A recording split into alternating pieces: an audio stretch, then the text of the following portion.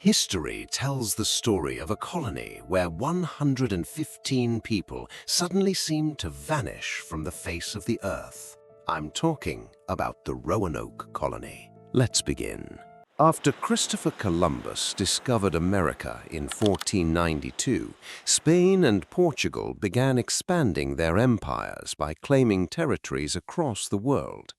Fearing that England would fall behind in the race to become a global power, it considered expanding its own empire into North America essential.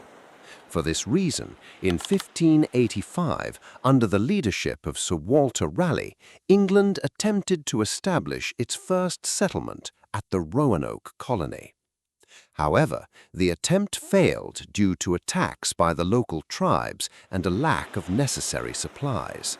A second expedition, led by John White, arrived at Roanoke in 1587 with 115 people. And this is where one of history's greatest unsolved mysteries begins. A few days after arriving at Roanoke, John White returned to England to gather food and other supplies. But the war between Spain and England broke out, preventing him from returning to Roanoke on time. Finally, in 1590, he returned to Roanoke. He expected to find the settlement just as lively as before, filled with the bustle of people. Instead, he was greeted by a terrifying silence. He found the entire Roanoke settlement completely deserted. There were no people, not even any bodies. There were also no signs of conflict. The only clue was a single word carved into the wooden palisade of the fort: Croatoan. I hope you now understand why Roanoke is known in history as the Lost Colony. Now, let's take a deeper look into the history of Roanoke. Among the 115 settlers were John White's daughter, Eleanor Dare, and his granddaughter, Virginia Dare. Virginia Dare was the first English child born on American soil. Before leaving for England in 1587 to obtain food and supplies, John White instructed everyone that if they moved elsewhere, they should carve the name of that place. He also told them that if they were forced to leave because of danger, war, or coercion, they should carve a cross alongside the name of the place. Since there was no cross with the word, John believed they had moved to Croatoan Island, and he decided to sail there immediately. However, due to severe storms and bad weather, the ship's captain refused to continue the journey. As a result, White was forced to return without going to Croatoan. During John White's lifetime, he was never able to return to Roanoke again. Over the following centuries, numerous expeditions, archaeological discoveries, and historical analyses produced many theories. Among them, two have been considered the most credible by historians. One is that the settlers moved to Croatoan Island. The other is that they assimilated with the local Native American tribes. However, to this day, neither theory has been proven with complete certainty.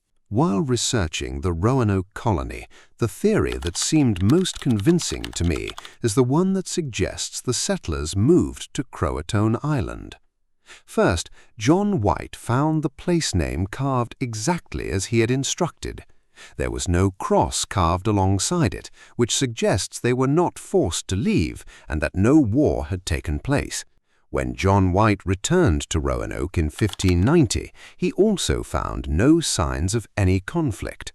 In addition, Monteo, the leader of the Croatoan people, was a friend of the English, making this theory even more convincing. As I mentioned earlier, the first settlement attempt in 1585 failed because of attacks by local Native American tribes. Based on that, the theory that the settlers simply assimilated with the local tribes becomes somewhat weaker.